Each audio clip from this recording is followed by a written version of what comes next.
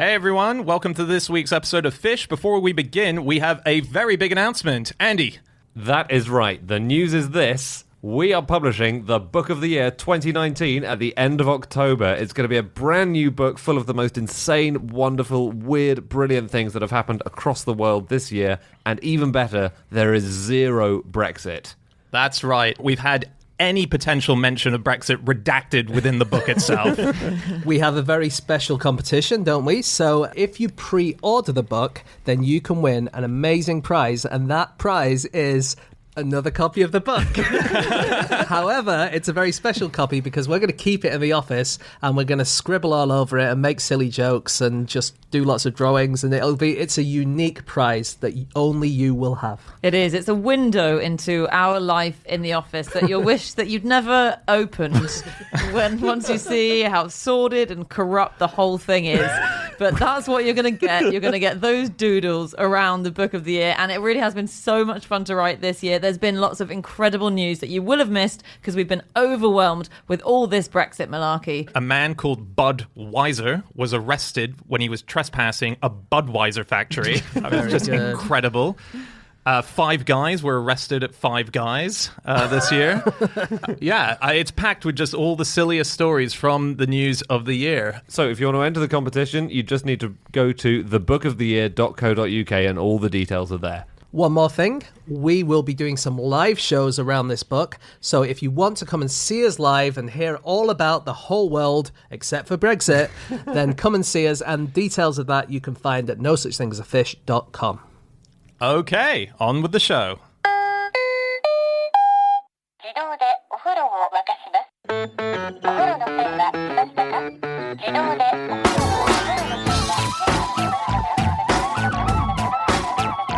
Hello and welcome to another episode of No Such Thing as a Fish, a weekly podcast coming to you from the QI offices in Covent Garden. My name is Dan Schreiber. I am sitting here with Anna Chazinski, Andrew Hunter-Murray, and James Harkin. And once again, we have gathered round the microphones with our 4 favorite facts from the last 7 days. And in no particular order, here we go. Starting with you, Andy.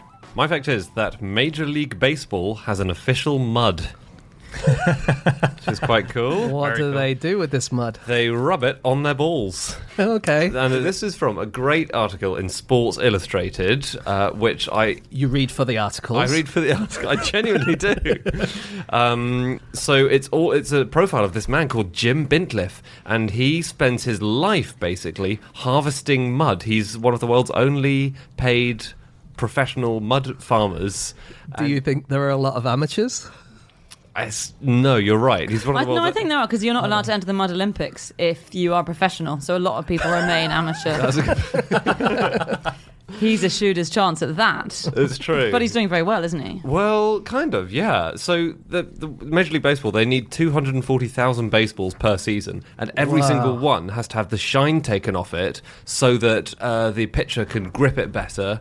And he has this secret location where he harvests buckets of mud, and he won't tell anyone. He won't tell anyone at all. So, for example, he didn't even tell his wife until he'd been married for 5 years, and they'd had 2 children together.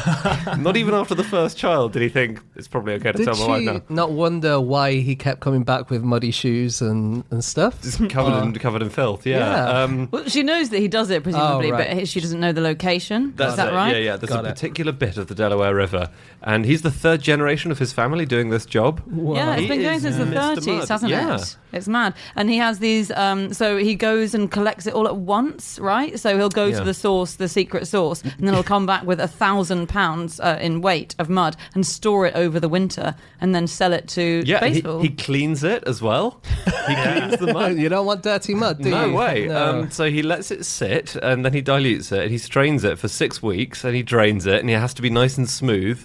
And he used to just sell it in sort of buckets, but now he sells it in little plastic containers. But it is handmade mud, as it were. And he has alibis for if people actually catch him in the act of doing it. So he just makes stuff up, like he needs it for his rose bushes or for bee stings, poison ivy and so on. Yeah. But how is no one following him to find out where this location is? Well, I think probably no one really cares. That's probably it. Because surely what it is basically he has the monopoly over this mud, And he could probably get it from somewhere else and no one's ever going to say anything. It's true. Or someone else could put the same mud in a pot without the brand and they probably won't be able to sell it for as much. Well, it's not a market that people are dying to get into. Yeah, that's what I'm saying, So I guess. He doesn't earn a lot from it. It's very does he tragic. not? Considering he's cornered the market, basically. He makes about $20,000 a year in total from it. Oh my God. Like, I know. Major League Baseball must be in the billions and billions of dollars they make every So year. every team basically orders about 4 cans. And sorry, do we know why the team need this specific mud? Why aren't they getting it elsewhere? It's really good stuff. The main reason, this isn't going to answer your question, but just to say, the reason why you need it is because it's really hard to throw a brand new leather ball because it'll just slip out of your hands. And actually, what happened was back at the start of the last century, someone actually died because a pitcher threw it, and without the roughness, you can't control it. And he threw it, and it just hit someone in the head, and they died. And so from then on, they decided they needed something to rough it up. Oh my God, Yeah. so Jim Bindliff is saving lives every baseball season. Yeah. Yeah, let's say that. Amazing. And as you say, the generations that this has gone through, it's amazing. So it was started by Lena Blackburn, and Lena died in 1968. So he handed it to his friend then, John Haas, and this is where the family comes into it, the 3 generations. John Haas then gave it to his son-in-law, who's got a fantastic name, Burns Bintliff. And then Burns Bintliff gave it to one of his 9 children, who is now Jim. One of his 9 children. And also, he said, I was the only one of the 9 children who expressed any interest in the family mud business. Everyone else left the state for some reason. They all moved. They had 8 children. They kept on saying, come on, surely we don't need to have another. Can you just take on the family business? I think he's got one of his daughters interested in the trade now, so it might hit generation Okay. 4. Oh no, has she hit adolescence yet? Because I can imagine sort of a 10-year-old finding that really cool, and by the time you're 18, you think, actually, Dad, I'm going to be an actress. Yeah. There's another trick for helping your grip. This is for holding baseball bats as well. There's many tricks to help you have a firmer grip. One of them is, and this is done by quite a few players, is to piss on your own hands. No. Yeah, this is an actual thing. So there was a news report recently from a Pittsburgh Pirates pitcher called Jameson Tylon. And he had to go off, I think, during a match because of a cut in his middle finger. It was really bad. It was an open cut. Right. So he was told, why not pee on your hands, because that That's toughens gonna the sting, skin. isn't it, It though? will sting, but it might get you back on the pitch. More like the Pittsburgh Pirates. More like that, yeah. Now, there's no definitive truth. Wait a minute. about So, it. can I just ask? You're saying not to help you pitch. You're doing it to stop the cut from. Is that right? In this case, they thought that the pee might heal the finger, but generally, if you want to toughen your hands, you should piss on them. magic piss that just heals wounds instantly? According to baseball players, we all do. Yeah. Right. Just wee into an empty Nivea pot, and it's basically the same. I think a few have done that because George Posada, who was a catcher. So George what harder? George piss harder. It's George Posada. Oh, sorry. And it's not normative determinism. It's perfectly normal. So he's a catcher, and Moises Alou is a hitter, and they both avoided calluses because you get calluses if you play baseball a lot. Right. By urinating on their hands. Sorry, I'm still a bit perplexed about the function of urinating on it. Is it to help you hold the bat? It's to moisturise, basically. Right. Wow. And so they haven't heard of any moisturisers that are commercially available. But if you did get commercial moisturiser and you held onto the bat, it might slip out of your hand. So I suppose maybe it moisturises without making it slippy. Yeah, possibly. We can only speculate. I notice you're always dropping your microphone whenever we're doing stage shows, so maybe this is something you could do. Sure. I'll just need a modesty screen at the side of the stage. You are allowed to put pine tar on your bat as well. So, What's that? Okay. it's tar from a pine tree. So you're allowed to put it on the handle bit of your bat so that the bat doesn't fly out of your hands. And that's another safety thing, because you don't want to just have people throwing their bats all over the Yes. ground, Yeah. because that would be Actually, dangerous. in American football, you're not allowed to put sticky things on your gloves, but people often do or often have and been caught, so that you can kind of, someone throws the ball at you, or to you, sorry, and then you jump up to catch it, and then it almost just touches one of your fingers and somehow you manage to catch it. Yeah. And that's explicitly against the rules, but people have done it over the years. But what happens when you go to kick it and you try to drop the ball on your foot and it's just attached to your hand? Or you go to shake hands with the opposition after the game or something. Just something about baseball in ye olden days. Yeah. So until 1887, so baseball started like start of the 19th century, but until 1887, when you came up to bat, or whatever the baseball term is, as a hitter, to bat, then you could request a high or a low ball. You could basically ask the pitcher to put it where you wanted it. Really? You could say, could you put it sort of between my upper thigh and my lower thigh, please, or whatever, and they had to do that. Wow. Yeah, it makes That's it easier, great. doesn't it? Yeah. That does. Actually quite a lot harder for the pitcher to aim it there. That's amazing. I mean, they do still have to hit it in that little zone, in your hitting zone, don't they? Yes. I always think that's a bit weird. Yeah. Well, you can't just throw it in the opposite direction to where the hitter's standing. Or 100 metres in the air above their head. That's why my game's never caught on. Some stuff on mud. Oh, Yeah. Yeah. So, in the 19th century, mud in the UK was a really big problem, especially in the cities like London. And it was always said that you could tell an Englishman abroad because he would be the one wearing turned-up trousers. Oh, really? And it wasn't a fashion. It was because if you didn't turn up your trousers, you get mud on them. See. God, when people see hipsters now, when foreigners see hipsters, do they think it's just because we live knee-deep in mud? They Mud. think, oh, yes, I was thinking you might be a time traveller from 19th century London, but you're probably right. Maybe the hipsters all are that. A lot of their features do speak to that. Yeah. Oh, I've got one really cool mud thing. Do you guys know about the mud pot of California? Nope. So this is this amazing thing. It's a geyser, basically, but it's a bubbling mud geyser. And it's called the Nyland Geyser.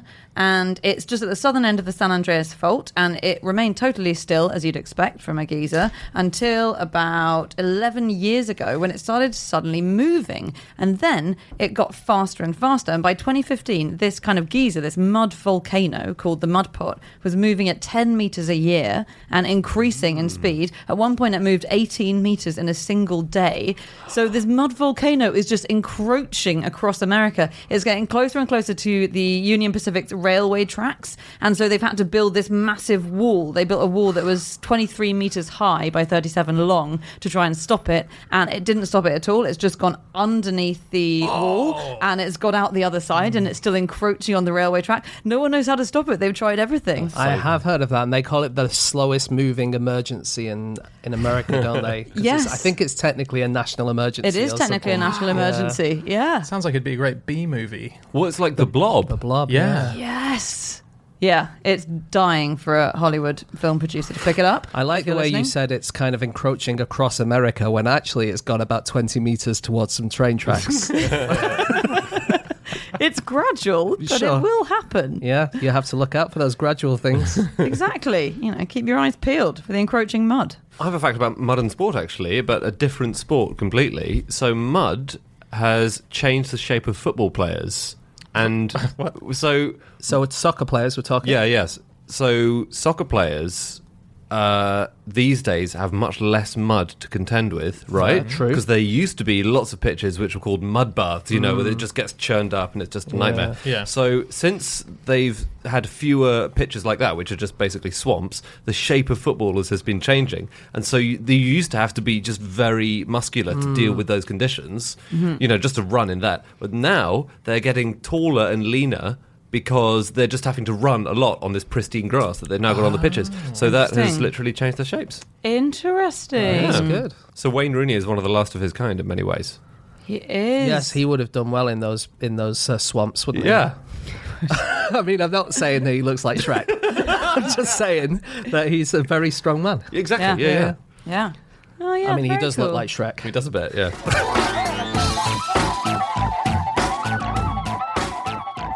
Okay, it is time for fact number 2, and that is Jasinski.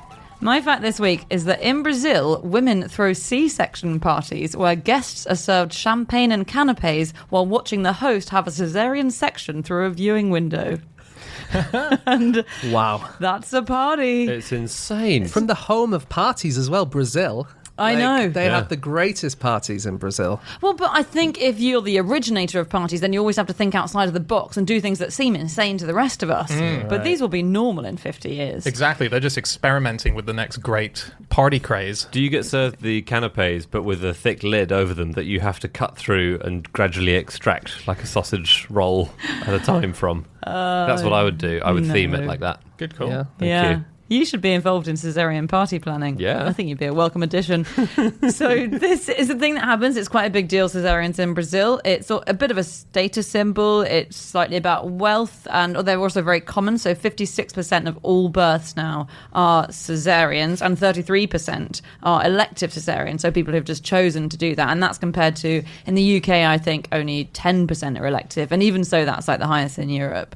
And so it's a big deal because you are welcoming a new human to the world. So friends and family go to the hospital with the person who's going to give birth, and there's a gallery that's specially built for the purpose very often. So in Sao Paulo, I think there are a few of these, and they even have frosted windows, and then the windows turn transparent at the moment of birth. That's so cool. So you don't have to watch all the boring stuff like the being injected and having a panic attack, but you do get to see the baby emerging. I would think you would turn them translucent or opaque for the moment of birth itself. It Andy, feels it's a a bit beautiful personal. time. Well, no, It's a you beautiful don't. You don't see that. So I've been in the room for a cesarean section. My wife had one with our son. But and weirdly, that wasn't the one you were there for. No, Insane. But what they do is, so obviously you don't see everything that's going on. They have a big sheet that hangs above the tummy, and you're on the other side of it with the top half of your wife. It's a bit like a magic trick. Do you pick the half of your wife that you are there with? Yeah, Oh, right. you can. I picked the top half. That's good. Good on you. Yeah. Should have picked the left half. And then the baby comes up, and you see the baby, once it's been removed, come up through the top. And I imagine that's the same with these viewing windows. No, I think you can see the whole thing happen. But it's not, I mean, I was reading a very funny entry in the Harvard Guide to Women's Health, which is just a very detailed description of all the ways you can give birth. And one of them says, a screen is usually placed between the woman's upper and lower body, so she does not have to view her internal organs. I feel like we're missing the most amazing bit of this story. I didn't realize we had windows that could go from frosted to translucent. That is the most amazing bit of the story. That's extraordinary. It's just a beautiful, wonderful thing, isn't it? You never really know until you see a window go from opaque to translucent. Really, what a wonderful, wonderful thing it is. Very sadly, in the poorer hospitals in Brazil, they just have lots of nurses who breathe incessantly on the windows before you go, and then they wipe them clear. You know, in the really rich hospitals, you can change the furniture in the hospital suite if it clashes with the decorations that you've got planned. There are some quite opulent ones. Wow. Fair enough. They're actually designing a new one, I think, in Sao Paulo, which is going to be a 22-story high maternity ward, and it's going to have For very tall women giving birth. or who intend to sort of project their baby up into the air. No, this is going to have a wine cellar and a ballroom. Very cool. There's one woman on the planet, and I think only one woman, who has given herself a cesarean. Okay. Wow. I know. She's a lady called Inez Ramirez Perez. She's Mexican, and this was in the year 2000. She had 6 children already, so she had given birth before. And her husband was at a restaurant, which didn't have a phone, unfortunately. So she decided, right, I'm just going to go for it. And she literally cut into her abdomen to give birth to the baby. Wow. She had experience butchering animals, apparently, so she she knew what she was doing. That's amazing. She drank pure alcohol, didn't she, to numb the pain? Yeah. Surgical spirit. What was wrong with the old Through the vagina? normal exit? Yeah. Well, sometimes that doesn't work out. Okay, for so various reasons. Yeah. Okay. So I she don't was. know why she. I don't know if this was her first choice. Yes. It probably wasn't her first choice to give herself a cesarean at home. She probably tried the vagina thing first. You're right. I should have considered that maybe. Or did she? It wasn't Maybe she did preferred the option. maybe she did the cesarean, and then she looked down and thought, "Oh, what was I Fuck's thinking? sake, I've already got an opening down there. Oh, I'm such a mug." You were saying, someone was saying that she had a history in agriculture or Butchering, something? yeah. Sorry. Well, actually, the first known woman to survive a C-section was the wife of a pig castrator, Jacob Nufer, and that was in the 1500s. It's the first documented account we have, and apparently his job of castrating pigs, helped him to know a lot about anatomy, and he managed to take the baby out and then sew her up, and she was fine. So he did it? Yeah, and she had 5 more children, including a set of twins afterwards. Wow. Although the source I saw it in did say some sources question the reliability of this story. Because it was first written about nearly a century after it happened. But it's usually accepted as the first C-section where the woman survived. This whole sort of craze of having relatives and friends watch you giving birth. So that isn't a new thing at all. It was done. We know it was done in France in 1778. Marie Antoinette. She had a whole crowd come bursting through the door as soon as it was announced that she was giving birth, and was almost crushed to death. They were holding up bits of wall. What? That were, so when she was giving birth, 200 people ended up being in the bedchamber to witness the event. Yeah. So there was an obstetrician yelled out, "The Queen is going to give birth," and that's when the hordes of people started coming in. But this happened all the time. So Queen Mary in England, the wife of James II, she was giving birth in 1688, and that was a century before. And there were 67 people in the room, which she thought was far too many. And she actually asked. She's right. She was so embarrassed that she asked the king to put his wig over her face. So. Is that the bit she wanted to hide? Well, I guess it meant she didn't have to look at the 67 people in the room. Yeah. And if you put it on the other part, then the baby's going to come out with a hilarious wig on its head. Well, that would be amazing. There was an interesting theory about the conspiracy theory was born off the back of this, which is and this was put out by the Protestants. They thought that the baby was stillborn and that another baby had been snuck in. And and that's why you would have people who saw the birth, right? Because then you knew that it wasn't going to be, you knew that it was a proper birth. Yeah. But despite the 67 people in the room, there were theories put around that the baby had died and then been replaced by the baby of a nursing maid. So all of that kerfuffle and all of the having a wig over your face while you're giving birth still didn't kill off the conspiracy theory. Yeah. There was a theory it had been smuggled in a warming pan, which is like a hot water bottle equivalent. And as a result, there was a tradition where you would have to have someone sort of witness that the actual royal baby was the royal baby. So when Queen Elizabeth II was born, our current queen, that was part of the thing. There was someone standing outside. Isn't that like the Home Secretary? It's the Home Secretary. Is it? So it would now be Sajid Javid just sort of lingering in the room. Isn't that? I thought that was for all royal babies, or is it not? Is it? I think it's for quite a lot. So I thought that stopped, though. I thought it stopped with... Well, it did stop, but he was the Home Secretary was there, not Sajid Javid, the then Home Secretary was there when Queen Elizabeth was born. And then in 1948, she herself was pregnant, and they were debating, should we invite the Home Secretary? We've got a long guest list already. Do we have the seating space? So she wasn't involved in... She was then Princess Elizabeth, and she was not involved in the discussion. It was the King, George VI, talking to his personal secretary, saying, shall we have the Home Secretary along? And Elizabeth said, I think we should have him along eventually. She sort of piped up and said, no, it's important. So they invited him. But then... awkwardness of awkwardnesses, though the King's secretary, his private secretary, bumped into the Canadian High Commissioner, and the Canadian High Commissioner said, I hear there's going to be a baby. I assume you're inviting representatives of all the dominions. What? And then, so that meant there would then have to be 7 ministers who would probably be sitting in the corridor outside. They wouldn't actually be in the room. But they decided, no, we can't have everybody. So it just was a party that got out of hand, basically. Wow. So then that's when they said, no more Home Secretary. So you didn't get to go. Do you know that there's no good reason why we would give birth lying down? And I know a lot of people don't. There are various different positions, but the established position for thousands of years was in a chair. So a birthing chair, and you see birthing chairs since 1450 BC. So they've been around for like 3,500 years. Makes sense. They look. It does make sense. Bit of gravity helping. Yeah, precisely, and it's actually kind of more comfortable. Is there a hole in the chair? Yeah. That's even cleverer, actually. Think about it now. Yeah. They look like a toilet seat, but quite an ornate, nice toilet seat, because you don't want to sit on an actual toilet seat while you're giving birth. And apparently it replaced the tradition of sitting on your partner's lap or your birthing partner's lap while you were giving birth, which I think sometimes people find useful. And lying down, there's no particular reason that's any better at all. The only reason lying down was introduced was in the late 19th century, which was this big change in childbirth practice when it went from being a female thing to a male thing. So traditionally, men just weren't in the room at all. Oh, sorry, right. Okay, sorry. I thought it was still a female thing. Okay. Oh, you've got a real shot coming with. Yep,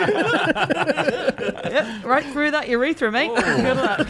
But just to add a sort of modern birthing, I don't want to make a sweeping statement about this, but from what we were told and from people I know who give birth, it's not really, it's kind of a Hollywood thing that you think people give birth on their back these days. Most are sitting up. Most of these beds are put into a sit-up position, and that's how birth is happening. Yeah, so you tend to see that propped up, I think, in films even, but it wasn't thought that you would do it without your legs on the ground, sitting on your wooden chair, and the only reason then you were put on a bed and leaning back a bit is because birthing changed from being a female thing to a male thing, where a male doctor was let in because females weren't doctors, and then they had to see inside the vagina to see what was going on. So it's just to make it easier for the doctor that they can see it right up inside you. It's actually quite fun when you go into rooms these days because it looks a bit like an escape room. They have like I love escape rooms. I mean, you with James, and there is an ultimate escape happening for the little guy it's inside. like escape the womb. Yeah, escape rooms, exactly.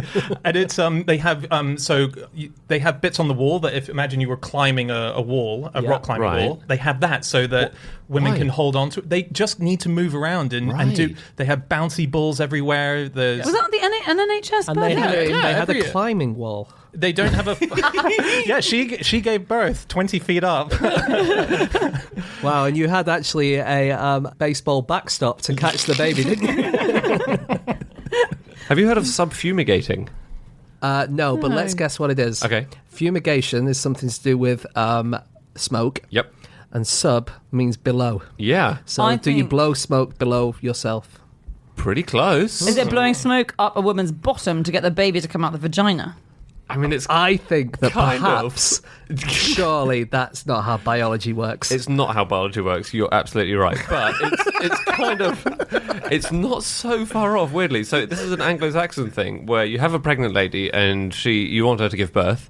So you get a load of disgusting stuff like cat poo and shavings of horses' hooves and fish eyes, and you burn all of these on a big fire, and then you bring in the mother-to-be. And the idea is that her womb is so disgusted by the smell that it contracts and it pushes the baby out.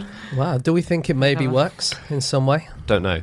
I imagine at the time they did. I imagine at the end of it, they went, and that, my friends, is how biology works. Wow. Yeah, I don't know if it worked. I can't think of how it might, but...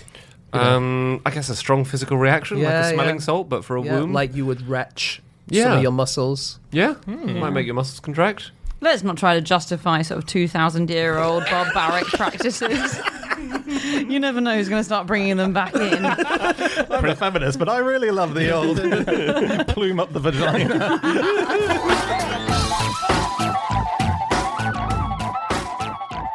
Okay, it is time for fact number 3, and that is James. Okay, my fact this week is that when Samuel Johnson visited Paris, he worried that his French wasn't good enough, so he spent the whole time speaking in Latin. So this is Samuel Johnson of dictionary fame.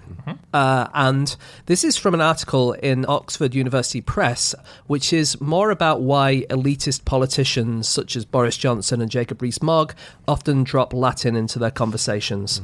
And it's by a guy called Gordon Campbell, who is a fellow in Renaissance Studies at the University of Leicester. So we'll get on to Samuel Johnson later. But basically what he's saying is that during the Renaissance, this became a really, really common thing all over Europe, and it's what kind of brought rich Europeans together. And quite ironically now, it's the British politicians who aren't particularly keen on Europe who are often dropping Latin into conversation, and it all comes from the fact that the old British universities had this kind of pro-European stance.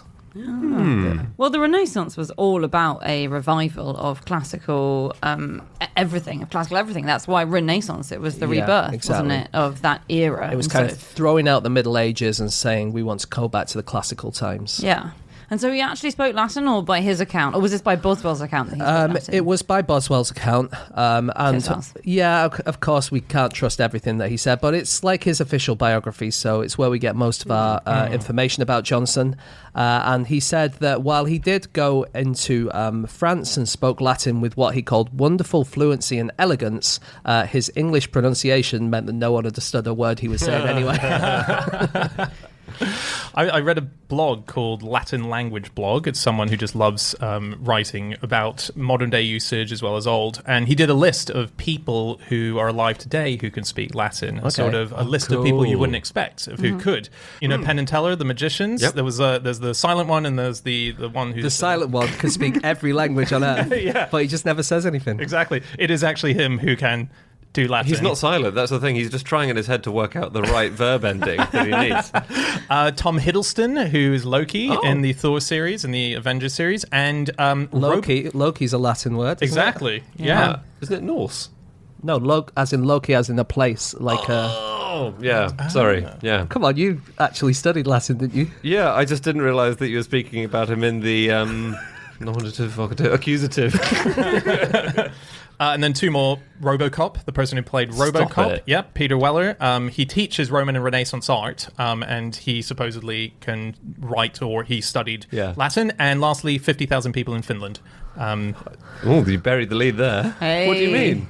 Well, Finland, there's a lot of people who do... In fact, a thing that we're writing in our upcoming book is about how a radio show there used to do news bulletins in Latin. And it's because there are 50,000 people there who can understand what's being said. Samuel Johnson? Yeah. So Samuel Johnson was a great character, really, and quite a lovable guy.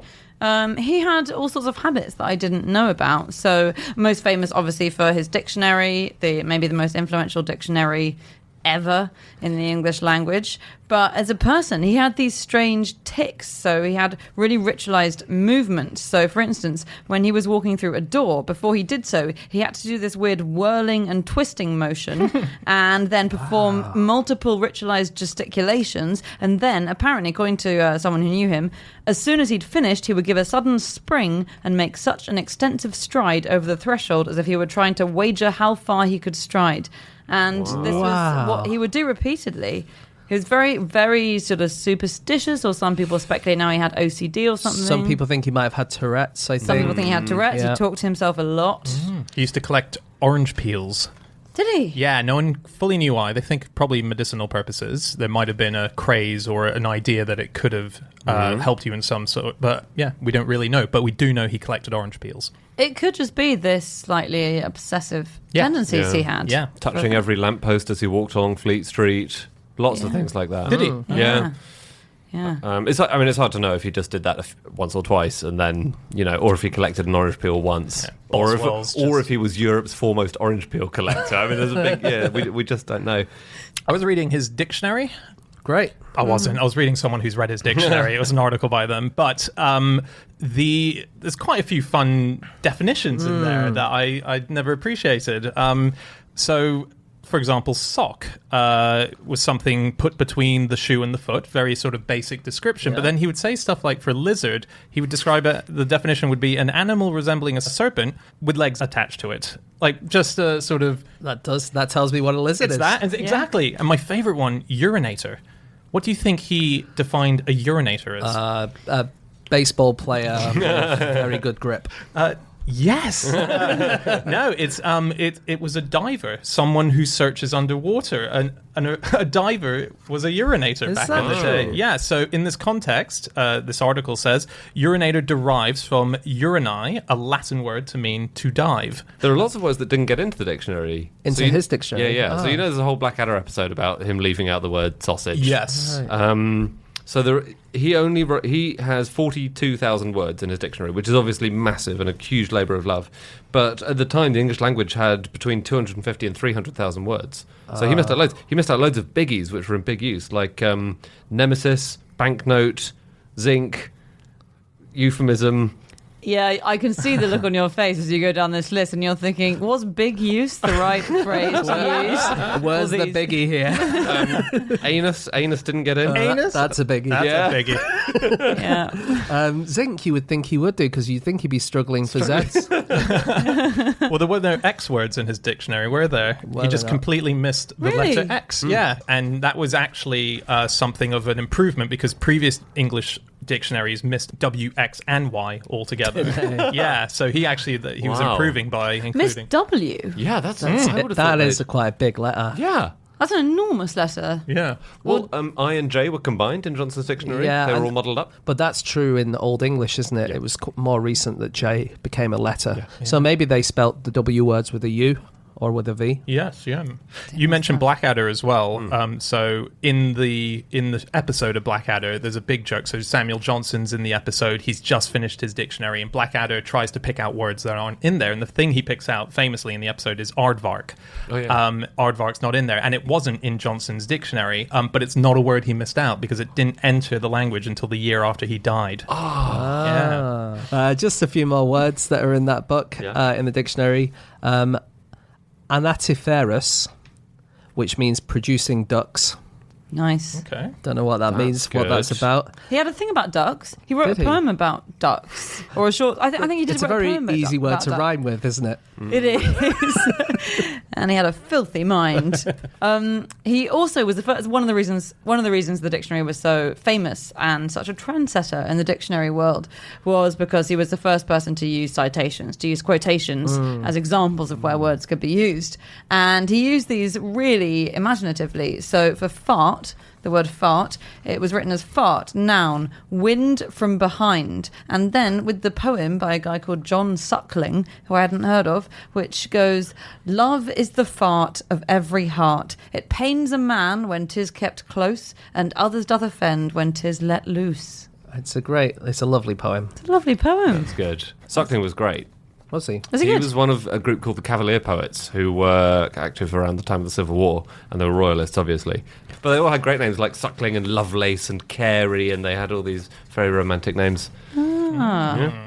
Just one more thing on Samuel Johnson. Yeah. He was such a nice guy. So I had no idea that he lived in this kind of commune that he built up of people who were destitute and suffering in life. So he had all these friends from various walks of life. He lived with a blind woman called Mrs. Williams, who actually he would take to various places and who he looked after, and he funded her life. He lived with someone called Robert Levet, who was basically his best friend in life, who was a guy who was claimed to be a doctor but had worked as a waiter in Paris and eavesdropped on doctors' conversations and become kind of an apothecary and didn't know what he was doing. He had Francis Barber, who was sort of like a son to him, really, but he was a black boy, and this was in the mid-1700s, and Johnson left all of his money and his property to him, and that was quite controversial, and the other people who lived with him thought, how come you're treating him like one of us, like we're on an equal level? And Johnson would say if he ever needed anything, Johnson would insist that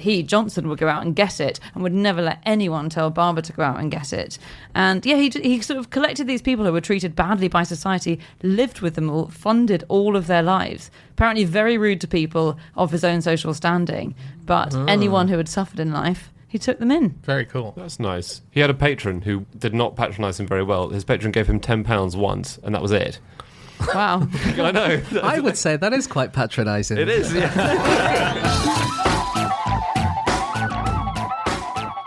Okay, it is time for our final fact of the show, and that is my fact. My fact this week is that YouTube was created because one of its founders couldn't find an online video of Janet Jackson's breast being exposed at the Super Bowl halftime show. That's amazing. So what I find really interesting about YouTube is it's not that old. No, Right? It's not. Maybe that's just me being old. No. But it's like there was quite a lot of internet before YouTube came along, and it's amazing because it just seems like it was ubiquitous your whole life. Yeah, Yeah. 2005. That's when we got YouTube. And so the Super Bowl was in 2004. There was this big moment. I don't know if you guys remember it, but I it was remember.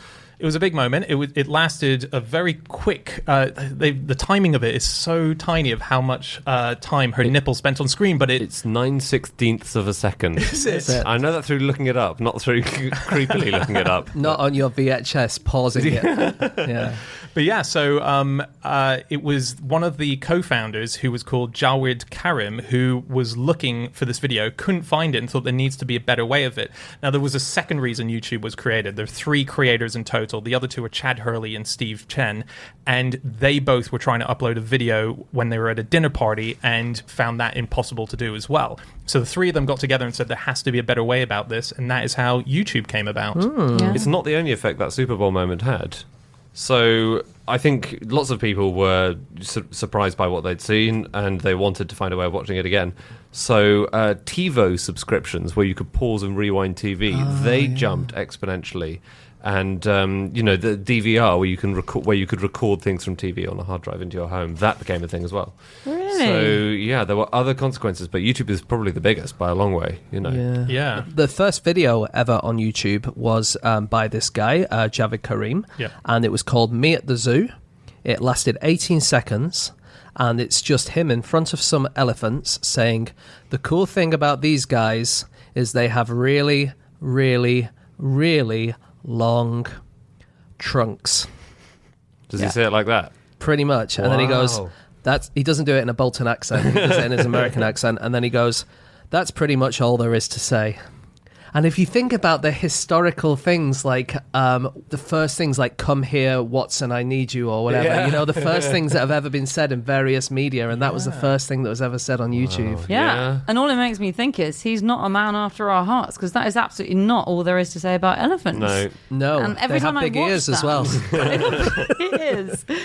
He is. He has no social media though, like a lot of them. So Jawed Karim has no social media at all, I don't think, except for his YouTube sort of site where, what do you call it when you have a YouTube profile? His channel, thank you. YouTube channel, where I think he's only ever posted that one video. And I think he dangled the prospect of another video in the last year or so, and people are very excited about He's that. going to show them the giraffes next. They have really, really, really long tongues. You didn't think I was going to say that, did you?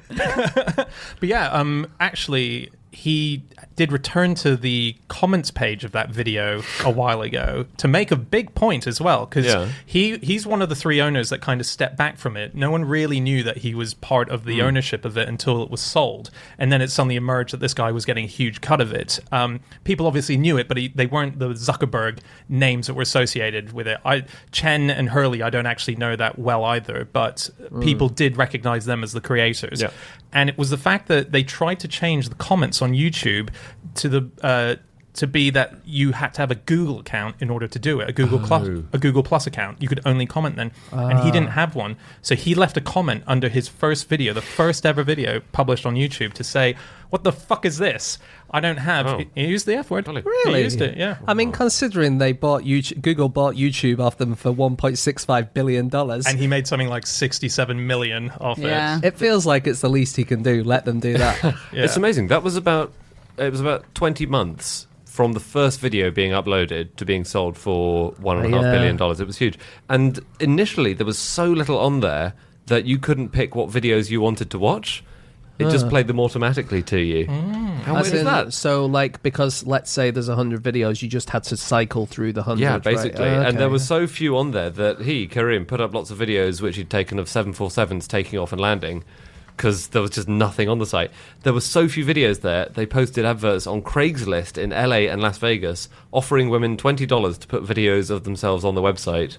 Partly because they thought it would be a dating website. They did, so it was meant to be a sort of follow-on from hotornot.com, which I can't believe is that old. This was a follow-on from that, but do you remember that site? I don't remember that, no. Oh, wow. Not is the answer. So hotornot.com was basically where you could upload photos of people, and then other people could rate how hot or not they were.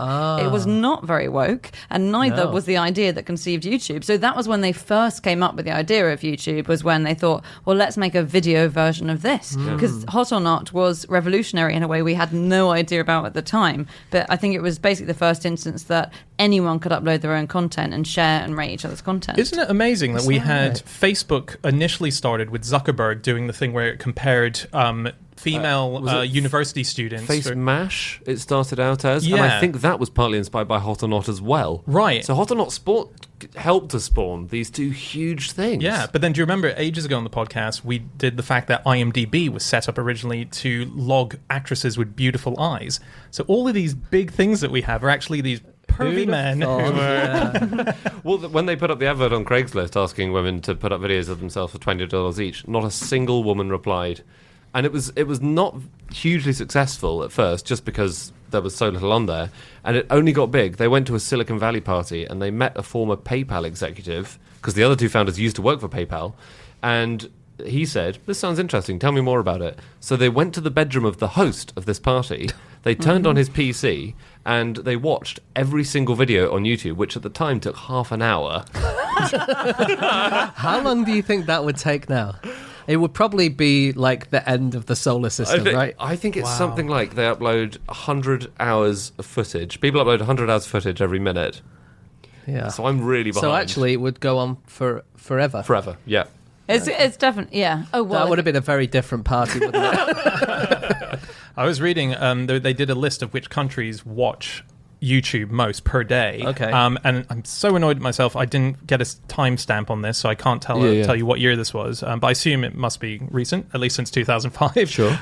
What country do you think came at the top of the list? Is it absolute hours or is it per person? Do you know? 90 million daily views is what the... Okay, so I would say like India or China Yeah. or something. Indonesia? Indonesia, yeah. I wouldn't say Brazil, China. maybe. Big country, lots of people. Yeah. Saudi Arabia. Whoa. Yeah, came at the top of the list. Wow. Because it's said there are so many restrictions on other websites there. They don't get Facebook, Twitter. Right. This is their place for entertainment. This is where they go. Wow. Well, it is the third biggest channel in the UK. As in, you've got BBC One, ITV, and then the next biggest one is YouTube, and the next biggest one is Netflix, and then you've got Channel 4 and Channel 5 and BBC 2 and all that kind of thing. Really? Yeah. So the average British adult watches 34 minutes of YouTube a day compared to 37 minutes of ITV and 48 minutes of BBC One. And I reckon if you went to under 30s, then it might be number 1 or number 2 rather than number 3. Yeah. Yeah. Have you guys heard of Petite Tube? No. Nope. Can you guess what it is? Okay. It's not a creepy thing. It's a small version of YouTube because it's petite. It kind of is. Is it a YouTube just for Philip Petit, the guy who climbs across? Go back one. Oh, right, You're closer with your photos. Right? So it's... Is it only really... So it's videos of really small things like thimbles. That's really... It's like thimbles. Thimbles are small. That's the first small thing I Get can one of think those giant thimbles they have these days. No, it's... Okay, over a third of YouTube videos have fewer than 10 views in total, right? So there is a website called PetiteTube which only links onto videos which have had no views at all. And and you can click and refresh, and there are quite a few. That's a really nice idea. Most of them are just clips of like family birthday parties or somebody filming their kid for 10 seconds. But they're, how to pronounce indelicate. I clicked on. There's a clip of a pony eating grass for 10 seconds. But these things will no longer be on that site right now because you've watched it. I think they get taken off, although a couple of them had 2 or 3 views, so I thought I might have been played. But they are. I mean, it's quite sweet and quite weird, but also they are very, very boring. Yeah, unsurprisingly. Yeah. You know how YouTube has a lot of meme stars, internet meme stars. Yeah. So let's say one that died this year, Grumpy Cat, Yes. for example. Keyboard Cat was a big YouTube star. Yeah, I we all remember. know Keyboard Cat. Yeah. So it's quite a big thing. The paws are going up and down on a keyboard as if they're playing it, and Yeah. then there's music in the background. It looks like it's the one with the stiff limbs. Yeah. right? Yes, with And the it stiff looks like limbs. it's playing a piano, but it's not really playing the piano. Yeah. But Keyboard Cat Yes. is dead. What? Yes. He died, or she died, in 1987. No. 18 years before YouTube was invented. What? No. Plot Yeah. twist. Even I'm amazed by this, and I only just heard of Keyboard Cat. This is like The Sixth Sense of cat videos. That What is do you mean? amazing. Yeah. So how has this cat appeared on YouTube? The video So was is it something- taken in 1984, the year I was born, and it was That uploaded in is in amazing. 2007. So it's like, basically, in 10 years' time, if they invent a new kind of medium where there's holograms that appear on tables and entertain you, and then Dan is the most famous hologram entertainer because they use some of the videos that you've done, and you become massively famous, but you're... Well, actually... Hang on, when is Dan dying? Yeah, in this? sorry. Dan's got 7 years to live in this scenario. Oh, God. I meant to say, you don't look so well today. I suddenly don't feel it. I That think is amazing, isn't I it? think you'll admit that simile got out of control, James. From the start, it was overambitious. Okay, that is it. That is all of our facts. Thank you so much for listening. If you would like to get in contact with any of us about the things that we have said, you can get us on our Twitter accounts. I'm on @Schreiberland, Andy, At Andrew Hunter M. James, At James Harkin. and Jasinski. You can email podcast@qi.com. That's right, or you can go to our group account @NoSuchThing, or you can go to our website, nosuchthingasafish.com. Do go there. It's a very exciting time to be there. Lots of things going on. New book, lots of tours. Get tickets for that, and you can find all of our previous episodes. Okay, that's it. We'll see you again next week. Goodbye.